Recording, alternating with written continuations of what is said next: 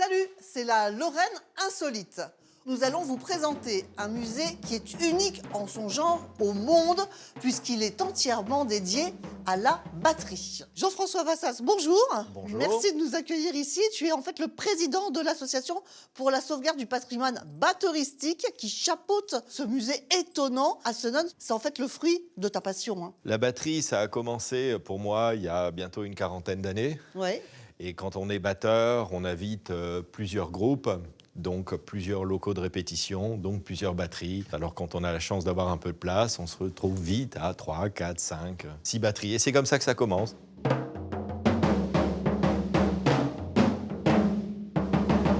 Aujourd'hui, l'association doit avoir environ 500 batteries, dont 160 qui sont exposées au musée. D'accord. Alors, dans ces batteries, il y a des coups de cœur pour toi, notamment celle-ci. Tu peux nous en dire un mot, quoi? Exact. Alors là, on est sur une batterie des années 60-70, une marque allemande qui s'appelle Trixon, qui est vraiment connue et caractéristique par sa grosse caisse en forme d'œuf, qui permettait au batteur d'avoir 2 pédales de grosse caisse et donc de jouer avec les 2 pieds.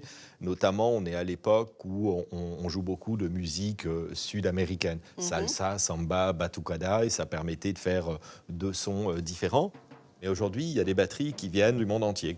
On a eu des visiteurs de Dubaï. Il y a 15 jours, on a eu des gens qui sont venus de San Francisco spécifiquement pour venir au musée de la batterie. C'est le principe quand on a quelque chose qui est unique au monde.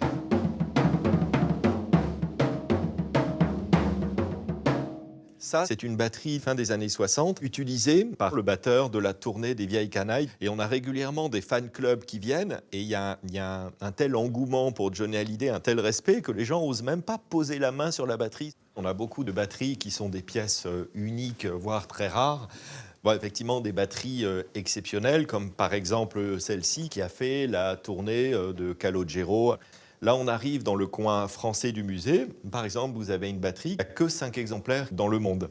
Alors, toutes ces batteries exceptionnelles attirent évidemment beaucoup de visiteurs. Hein. Oui, tout à fait. Aujourd'hui, on est sur une moyenne entre 600 et 700 visiteurs par mois.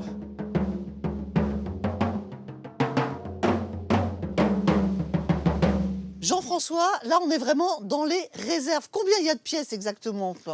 Ah, des pièces en réserve, on en a autour de 400. Dans les réserves, vous avez des batteries exceptionnelles encore. Par exemple, une batterie qui a fait une tournée de Claude François. Et l'idée, c'est de pouvoir effectivement sauvegarder tout ce patrimoine musical en les rénovant pour éviter que ça finisse dans une benne. Tu as donné les clés de ce musée à un enfant du pays, en fait, en quelque sorte. Tout à fait, à un enfant de l'instrument et du pays. David Livier, bonjour. Bonjour Katia. Toi, tu es en fait le directeur du musée. Quand est-ce que cette aventure a démarré pour toi?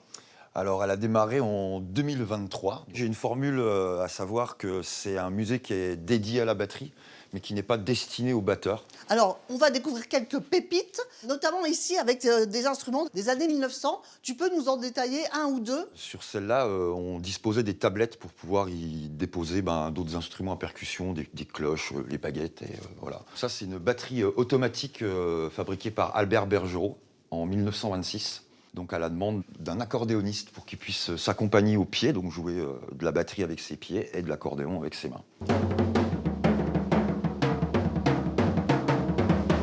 Et puis il y a également des concerts. Hein. Oui, on a commencé à peu près presque un an. On essaye d'avoir à peu près un concert par mois. Jean-François, toi, un mot aussi pour conclure. Est-ce que tu as encore d'autres projets? Ah oui, le musée va continuer à accumuler, collectionner et acquérir des batteries. On est en recherche et projet de s'agrandir, peut-être agrandir l'espace concert. Et d'ailleurs, si vous voulez bien, on va conclure en vous faisant un petit concert, David et moi.